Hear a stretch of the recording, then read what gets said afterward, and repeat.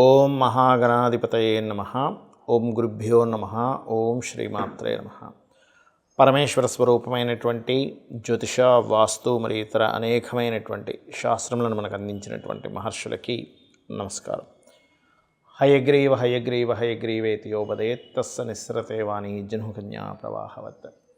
అరుణాం కరుణాతరంగితాక్షీం ధృతపాశాంకుశపుష్పబాణచాపాం అనిమాదిభిరావృతాం మయూకైః అహమిత్యేవ విభావయే భవానీం. శ్రీమాత్రే నమః. ప్రేక్షకులకి ఆ లలితాంబిక అమ్మవారి యొక్క అనుగ్రహం పరిపూర్ణంగా కలగాలని మనస్ఫూర్తిగా కోరుకుంటూ మనం ఈరోజు చెప్పుకోబోయేటువంటి విషయాలు ఏమిటి అని చెప్పి చూసుకున్నట్లయితే, షష్టగ్రహ కూటమి, ఈ 6 గ్రహాలు, అందులో చంద్రుడు కేవలం ఒక్కరోజు మాత్రం వీళ్ళతో కలిసి ఉంటాడు. ఒక రోజు తర్వాత 1.5 డే తర్వాత జరిగిపోతాడు ముందుకి. దాని తర్వాత 5 గ్రహాలు మాత్రమే కలిసి ఉంటాయి మీనరాశిలో.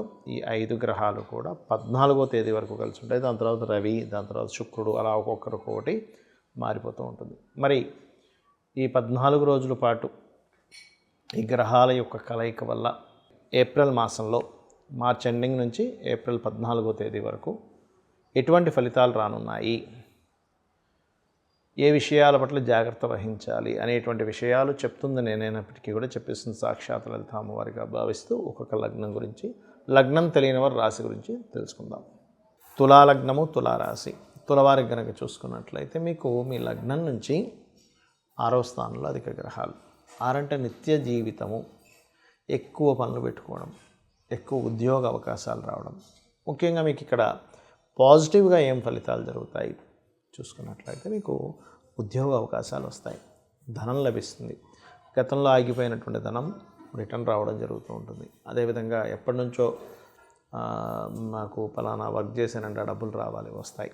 రుణం కోసం చేసే ప్రయత్నం కూడా ఫలిస్తుంది. 6వ స్థానం కదండి, కాబట్టి ఉద్యోగ అవకాశాలు కూడా, ఎక్కువ ఉద్యోగ అవకాశాలు, ఇక్కడే కాకుండా విదేశాలకు వెళ్ళి ఉద్యోగం ప్రయత్నం చేసేటువంటి వారు. కాకపోతే ఇక్కడ తులాలగ్నం వారికి 12లో కేతు ఉండేసరికి యాక్సెప్ట్ చేయలేకపోతుంటారు.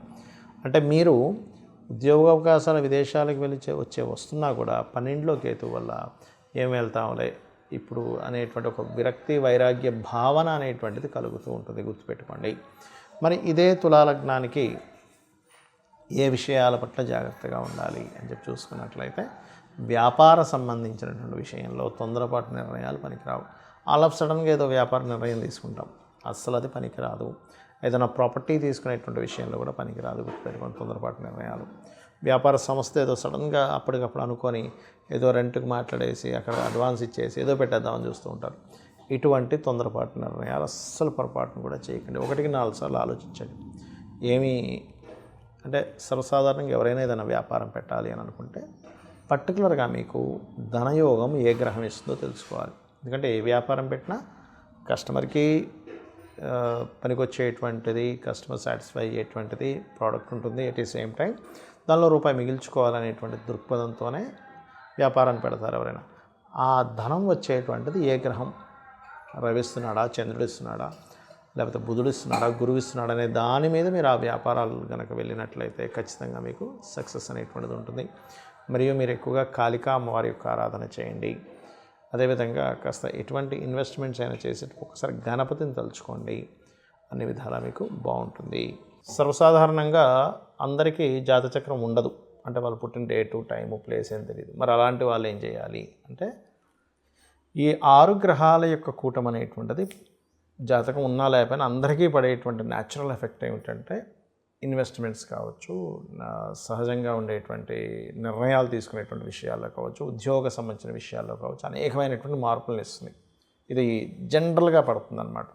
మీ లగ్నం బట్టి మారడం దట్ ఈస్ డిఫరెంట్. కాబట్టి అందరూ కూడా ఇక్కడ ఉద్యోగ సంబంధించిన విషయంలో ఇబ్బంది పడకుండా ఉండాలి అంటే లలితా సహస్రనామాలు రోజు ఉదయం సాయంత్రం చేసుకుంటే ఇంకా మంచిది. కనీసం రోజుకొక్కసారైనా చేస్తూ ఉండండి. అదేవిధంగా అందరూ కూడా గోశాలకు వెళ్ళి గోవులకి కాస్త బెల్లము, అదేవిధంగా చూసుకున్నట్లయితే గ్రాసము, ఇవి తినిపిస్తున్నట్లయితే ఇబ్బంది ఉండదు. అయితే మరి ఈ షష్టగ్రహ కూటమి అనేటువంటిది దేశకాలాల మీద ఏదైనా ఎఫెక్ట్ పడుతుందా, ఏదైనా రోగాలు లాంటివి వస్తాయా అంటే ఒకటే గుర్తుపెట్టుకోండి, మనం గతంలో కూడా ప్రెడిక్ట్ చేసాం. అప్పుడేదో అయిపోతుంది, కరోనా లాంటిది ఏదో వస్తుంది అంటే అట్లాంటిది ఏమీ రాదు.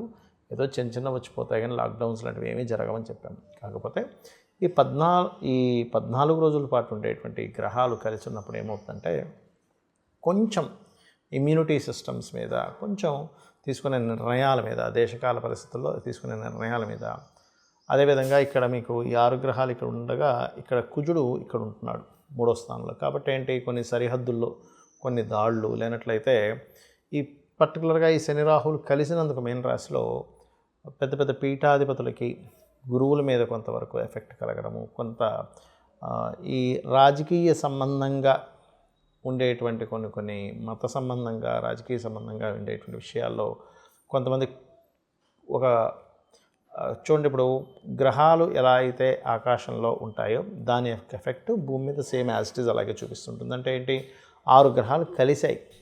దీన్ని బట్టి ఏంటి, కొన్ని పార్టీలని లేనట్లయితే ఒక పార్టీని టార్గెట్ చేస్తే మిగతావన్నీ కలుస్తుంటాయి, ఒక కలిసికట్టుగా పొత్తు అంటూ ఉంటారు. అట్లా ఏవైనా సరే కొంతమంది పొత్తు పెట్టుకోవడము అట్లాంటివి కాస్త దేశ రాజకీయాలు కావచ్చు వీటిలో ఉంటుంది. అదేవిధంగా ఇది జలరాశుల్లో ఇన్ని గ్రహాలు ఉన్నందుకు జల సంబంధంగా, అంటే సముద్రంలో కావచ్చు లేనట్లయితే వీటిలో తెలియని ఒక కొంచెం వాటర్ రిలేటెడ్ సంబంధించిన విషయాల్లో కొంతవరకు దాని యొక్క ఇవి పెరగడం, ఒక్కోసారి చూడండి సుడిగుండాలు ఏర్పడ్డాయనో, లేకపోతే వాటరు ఇట్లా ఒకటేసారి సునామీ వచ్చినట్టుగా వాటర్ ఇది రావడం, ఇట్లాంటివి అనమాట, ఇట్లాంటివి ఇస్తూ ఉంటుంది అది.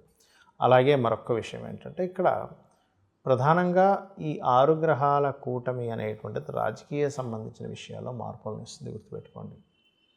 ఎందుకంటే ఇక్కడ మీరు గమనించుకున్నట్లయితే ఈ రవి కూడా ఇందులోకి వచ్చి కూర్చొని దాని తర్వాత రవి ఎగ్జాల్ట్ పొజిషన్లోకి వెళ్తాడు 14వ తేదీ నుంచి. కాబట్టి ఈ యొక్క విషయంలో ఇట్లాంటివి జరగనున్నాయి. మరి అందరికీ కూడా ఎటువంటి పరిహార మార్గం చేసుకోవాలి చూసుకున్నట్లయితే ఒకటే, ఈ గ్రహాలు ఇలా కలిసినప్పుడు ఎవరైనా సరే చండీ పారాయణం చేయడం, ఓం దుమ్ దుర్గాయ నమః అనే నామస్మరణ చేయడము, అదేవిధంగా గోశాలలకు వెళ్ళి గోవులకి చక్కగా మీరు గ్రాసము లేనట్లయితే బెల్లము ఇటువంటివి తినిపించడం, క్యారెట్స్ ఇటువంటివి తినిపించడం, అదేవిధంగా చండీ పారాయణం చేయించుకునే శక్తి లేని వారు కనీసం చండీ వినొచ్చు, తప్పేం లేదు. లేదా చండీకి సంబంధించినటువంటి దాని మొత్తం వివరణతో మనకి యూట్యూబ్లో ఉంటాయి.